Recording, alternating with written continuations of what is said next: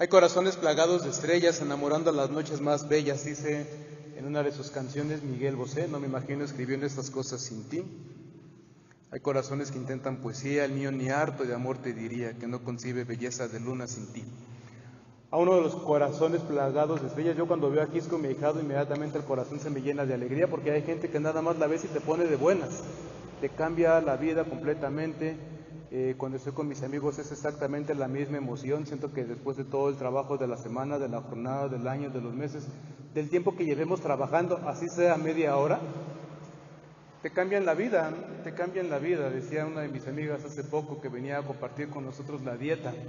Comer siempre es un placer, así sean 2 hojas de lechugas, porque al final de cuentas la experiencia de la comida no está en la comida misma siempre, sino en la gente que la comparte. ¿Qué sería el pan y el vino de la Eucaristía si no fuera porque ese Señor Jesús es el que lo comparte con nosotros?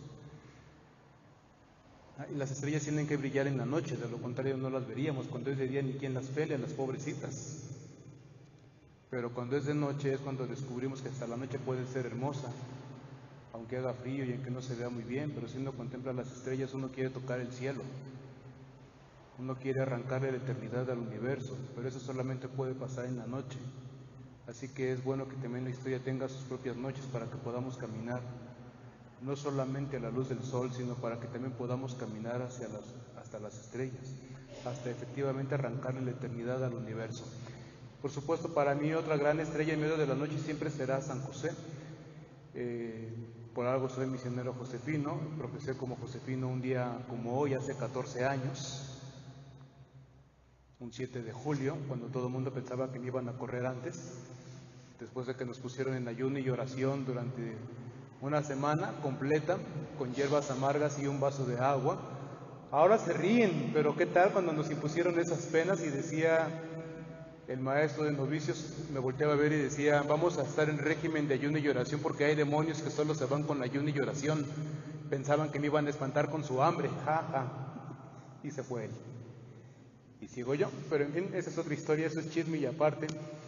Pero una estrella de la historia que tampoco se ha conocido mucho y que brilló mucho y mucho en una de las noches más largas de la humanidad fue Irene Sandler, esta mujer católica polaca que en los tiempos de la concentración consiguió pases, era enfermera y consiguió salvoconductos para poder entrar al campo de concentración y metía a los niños judíos, los metía en ataúdes, los metía en bolsas de basura, los metía en lo que podía y los sacaba. Y la gente pensaba, los soldados nazis pensaban que llevaba basura, que llevaba enfermos, que llevaba cualquier cosa, medicamentos caducados, en fin, pero llevaba niños ahí escondidos. Se llevó a 2.500 niños, les consiguió actas de bautizo falsas, los metió, los escondió en parroquias, en iglesias, en conventos, en monasterios. 2.500 niños. Parecía que llevaban basura, pero dentro llevaban la vida. Anotaba después los nombres verdaderos de los pequeños, dónde los habían acomodado, quiénes eran su familia, y todo su registro lo guardaba debajo de un árbol, en un jardín. Solamente ella sabía. Así es que cuando la policía la descubrió, por más que la torturaron de una manera impresionante, con esa valentía y la fortaleza física que tienen las mujeres para no doblarse ni siquiera ante los dolores de parto, que con todo y ser los más dolorosos, dicen, son también los más bonitos, no se dobló. No se dobló, quedó condenada a muerte. Sin embargo, el régimen, los aliados, la resistencia se enteraron del proceso que estaba llevando y sobornaron al soldado encargado de matarla para que en el último momento la dejara en libertad. Se la jugaron porque el soldado aceptó el soborno y aceptó cumplir su palabra y la dejó libre. Y fue así como después, al término de la Segunda Guerra Mundial, la bagatela de 2.500 niños pudieron regresar con sus familias. No todos pudieron encontrarse con sus padres, pero al menos todos pudieron volver a sus familias. Y en fin, se la propusieron alguna vez al premio Nobel, pero al comité del premio Nobel le pareció que era poca cosa y nunca se lo concedieron. Estrellas que brillan en la noche. Pero así se pasó también la fiesta de la pureza de San José. En lo secundado el padre Vilaseca hablaba de la Inmaculada Concepción de San José. Y entonces a la Santa Sede, al Arzobispo de México, a media iglesia, todavía hasta la fecha les parece una herejía, una cosa tremendamente fuerte, y entonces le prohibieron al padre Vilaseca hablar de la Inmaculada Concepción de San José. te lo prohibieron tajantemente. Si el padre Vilaseca todavía no ha sido beatificado, es precisamente por el montón de escritos que tiene sobre la Inmaculada Concepción de San José, cerca de su muerte, cercano ya a su muerte, estando él en el puerto de Veracruz, en un momento de oración, sintió que tuvo un rapto místico, y cuando despertó les dijo: ahora sí ya no tengo ninguna duda, estoy completamente seguro, San José es inmaculado. Y pues anda, dirán los españoles que ahora por eso no lo quieren beatificar, por más que Monseñor Hermenegildo destrabó la causa diciendo que el padre Vilaseca hablaba no como teólogo, sino como un devoto enamorado de San José, y que enamorado decía excesos, como dicen todos los enamorados de aquellos a quienes aman. Y en fin, la causa ahí va poco a poco, pero pues ya ven, de repente uno no comprende cómo es que en la iglesia hacen falta los milagros para reconocer la santidad de una persona, cuando la santidad de una persona tiene que ver no con su capacidad de milagros, sino con su capacidad de vivir el Evangelio. Pero como quiera, el padre Vilaseca entonces dejó de hablar de la Inmaculada Concepción de San José y comenzó a hablar de la pureza de San José. Y la gente pensaba, cuando decían la pureza de San José, que se refería a la castidad de San José, a la virginidad de San José. Y mientras todo el mundo pensaba en pureza sexual, el padre Vilaseca pensaba en pureza de pecado, en ausencia de pecado, en el corazón de San José, en el alma de San José, como se decía en aquella época. Y entonces por ahí se nos coló la idea, una idea cargada de vida, en medio de una envoltura que no es peligroso, porque a la iglesia de un tiempo para acá le ha gustado mucho centrarse en cuestiones de pureza sexual, aunque se desentienda de otras cuestiones como el hambre de los pobres y la violencia de las calles y la inseguridad en la que vivimos, en fin, cierta parte de la iglesia. Para eso hay otra parte de la iglesia que se compromete siempre con la historia. En la Inmaculada Concepción, a la iglesia le parece, entre otras razones, que no se puede hablar de la Inmaculada Concepción de San José porque sería igualarlo con la Virgen María, y pues dicen que es una familia disfuncional, que el esposo es más que el esposo, que son desiguales, que no pueden ser de manera paralela, que son un matrimonio irregular, en fin, cosas absurdas. Si las dice uno, si las piensa uno poquito, son cosas absurdas. Pensar que Dios ponga a una mujer inmaculada de pecado, limpia de pecado, en las manos de un pecador es cosa que lo menos causa horror, lo menos. Pero bueno, ese padre Vilaseca, si la iglesia ahorita no lo quiere aceptar, está bien. Está bien, la Inmaculada Concepción de María tardaron más o menos unos 600 años en aprobarla, así es que nosotros llevamos 150, pues nos faltan todavía unos cuantos siglos para ver esto. Pues ese padre Vilaseca, no importa que nos tardemos, con que no dejemos de creer lo suficiente, que Dios quiere que los matrimonios sean igualitarios. Igualitarios significa que comparten la misma dignidad y que se deben del mismo respeto. Así es que si la carne de María está limpia de pecado, San José, que representa a la historia del pueblo de Jesús, porque no le da su carne, no le da su sangre, pero le da su historia. Si la Inmaculada Concepción de María significa que su carne estaba limpia de pecado, la Inmaculada Concepción de San José significa que un día también la historia del pueblo de Dios quedará limpia de pecado. Y en esto habría que pensarle, una historia limpia de pecado. Por eso lo primero que hace San José es hacer a un lado los valores machistas y patriarcales de su época. En su época, en los valores machistas y patriarcales, él tendría que haber expulsado a María, él tendría que haberse divorciado de María, tendría que no haberla aceptado en su casa, porque una mujer embarazada y no por él era la deshonra de la familia.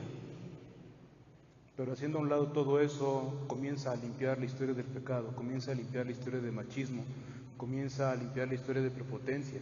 Y así hemos llegado a esos días en los que ojalá que comprendamos que parte de nuestra misión en la tierra como iglesia, como bautizados, es limpiar la historia del pecado, limpiarla de hambre, limpiarla de violencia, limpiarla de corrupción, limpiarla de mentira, limpiarla de todo aquello que nos inhumaniza, limpiarla de todo aquello que no nos permita reconocernos como hijos de Dios, del racismo, del clasismo y de la discriminación, y de todas estas cosas tan oscuras y negativas, lo peor de nosotros que traíamos adentro, quizás sin saberlo, y que ahora en las campañas políticas y al final de las campañas políticas han venido a salir.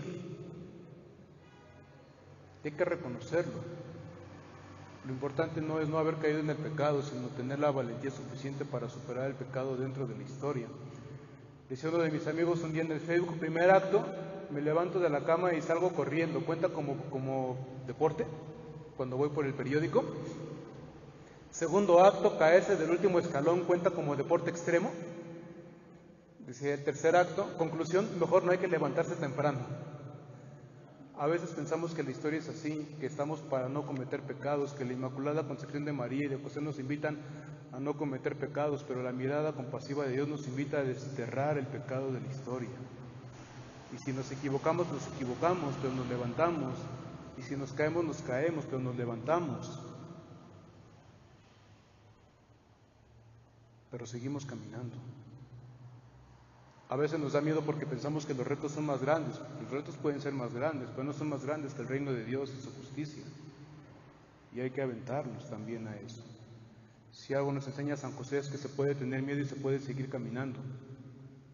El relato de la huida a Egipto, volver a la tierra de Israel, enterarse que gobierna el hijo de Herodes, el Evangelio dice con mucha claridad, tuvo miedo José y se fue a Nazaret. Así es que no se trata de no sentir miedo, se trata solamente de no ser cobardes, que no es lo mismo. Se trata de querer seguir caminando, se trata de limpiar la historia del pecado en la carne de los pobres. Dice el Papa Francisco que si alguien quiere tocar a Jesús, que toque la carne de los pobres. Así es que es una fiesta bonita. Yo, profesor, les decía en este día, me recuerda a mi tío el padre. A veces hay que tomar decisiones valientes. Cuando yo entré al noviciado me dijo, no lo voy a visitar porque no quiero que la gente piense que voy a cobijarlo y a ver cómo lo tratan. Hasta el día de su profesión. Dije, sí, tío, está bien, no se preocupe, no vaya a verme. Pero cuando me querían correr me fue a ver. Y yo dije, ya viene mi tío a verme y me va a defender. Y entonces pasé a verlo al recibidor. Y lo único que me dijo mi tío padre fue, si ya no quiere estar aquí, lárguese. Si ya no puede estar aquí, no me haga pasar vergüenzas y lárguese. ¿Le quedó claro? Yo le dije, tío, pero si las cosas no son así, ¿le quedó claro? Cállese. Dije, ¿está bien? Ya me quedó claro. A veces necesitamos a alguien en la historia que nos haga eso, que nos empuje, que nos enseñe a no doblarnos a la primera. La vida no siempre es justa, ni tiene por qué serlo todo el tiempo. Lo importante es no dejarnos arredrar por la injusticia y hacerle frente a lo que venga con dignidad, para no avergonzar a los que antes de nosotros creyeron en el Evangelio. Me recuerda al Padre Ambrosio esta fiesta, otra estrella de mi vida. Mi gran maestro en la vida, Josefina, murió un día como hoy, justamente hace 4 años, el que era tan devoto de esta fiesta, y que decía, yo cuando me muera le voy a preguntar a San José, lo primero que voy a hacer, dice Padre Ambrosio, lo primero que voy a hacer llegando al cielo va a ser preguntarle a San José, dime la verdad, ¿eras o no eras inmaculado? Y muere en este día, para que luego digan que no existen las casualidades. Pues la vida es así, necesitamos de un padre que nos empuje a pesar del miedo, y necesitamos de un abuelo que nos apapache, que nos diga, ni modo, hay que echarle ganas. La vida es así, pero escucha siempre al Padre. Esos son los abuelos, esos son los maestros. Todo eso en esta fiesta tan bonita que nos invita a no ser cobardes, a ser valientes como Jesús, a ser misericordiosos como Jesús y a no conformarnos hasta que esta historia se vea limpia de pecado.